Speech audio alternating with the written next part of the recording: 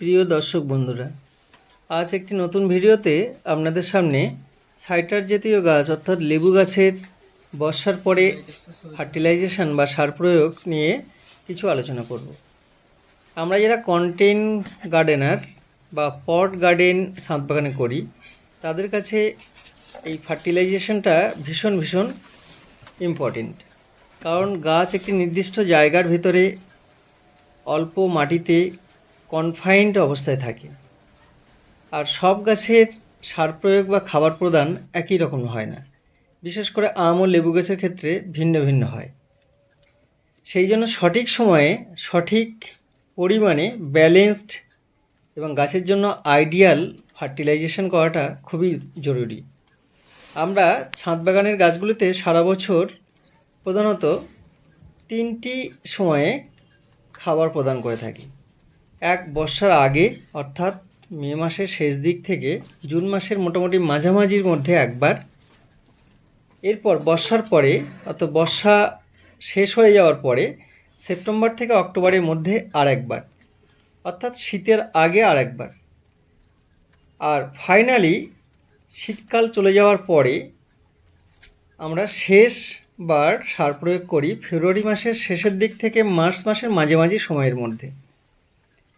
সাইটার জাতীয় লেবু গাছে যে মিশ্র জৈব সার আমি মূলত প্রয়োগ করি, তাতে থাকে নির্দিষ্ট অনুপাতে মেশানো পুরানো গোবর সার 1 থেকে 2 বছরের পুরানো বা ভার্মি কম্পোস্ট, বেশি মাত্রায় থাকে এটি।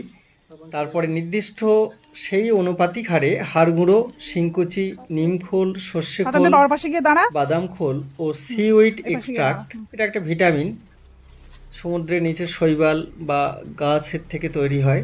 এই 7টি উপাদান একসাথে মিশিয়ে আগে 6 থেকে 12 মাস আগে অন্তত প্রসেসিং করে রেডি করে রাখা থাকে। আপনারা ছবিতে যে মিক্সার টব অনুসারে দেওয়ার পাশাপাশি আরও 2টি ইম্পর্টেন্ট জিনিস লেবু গাছের টবের মধ্যে আমি প্রয়োগ করছি। একটি হলো কপার অক্সিক্লোরাইড গ্রুপের ফাঙ্গিসাইড ব্লাইটক্স, আরেকটি ক্যালসিয়ামের সোর্স হিসেবে যেটি সাইটার জাতীয় লেবু গাছের ভীষণ দরকার পড়ে, জিপসাম, যেটি হচ্ছে ক্যালসিয়ামের সোর্স।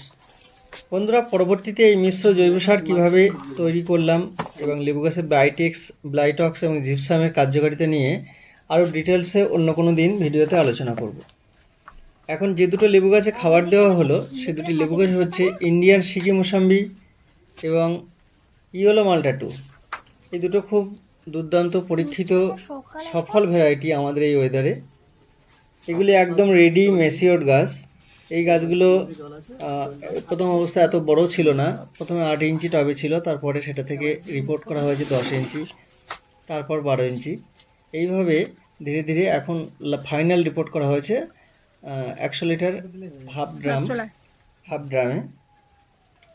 এই খাবার প্রয়োগের সাথে সাথে শীতের ডরমেন্সি বা শীতঘুমে গাছ চলে যাবে এবং তারপরে শীতঘুম থেকে ওঠার পরে জানুয়ারি ফেব্রুয়ারি মাসের দিক থেকে লেবু গাছে কিন্তু প্রচুর ফ্লাওয়ারিং বা ফ্রুটিং শুরু হতে থাকে। সময়ের সাথে সাথে আপনাদের সাথে সেই আপডেট আমি শেয়ার করব।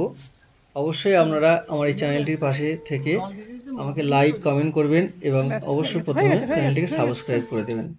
সকলে প্রকৃতির সাথে সুস্থ থাকুন, ভালো থাকুন। নমস্কার, শুভরাত্রি।